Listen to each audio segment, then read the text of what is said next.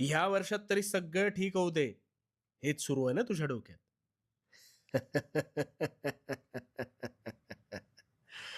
पलटतील. तुझ्या नशिबाचे फासे सुद्धा निश्चित पलटतील. कसे ते सांगतो. आता प्रामाणिकपणे शांत चित्ताने ऐक. तुझे प्रश्न सुटतील. सगळ्यात आधी एक गोष्ट ध्यानात घे. नवीन वर्षात तू जुनाच राहिलास तर तुझ्या आयुष्यात काहीच नवीन घडणार नाही. गोंधळलास ना? आता एक गोष्ट ऐक. 2 घनिष्ठ मित्र होते. एक हलाखीच्या परिस्थितीतून, संघर्षातून जात होता, तर दुसरा ऐशोआरामी जीवन जगत सुखाचा उपभोग घेत होता. त्या गरीबाला नेहमी वाटायचं आपल्यावर देवाने काहीतरी अन्याय केलाय. पण हा श्रीमंत मात्र कधीही उठायचा, कधीही झोपायचा, आयते सरबट खायचा. काही वर्ष सरली. गरीब मेहनत करत होता.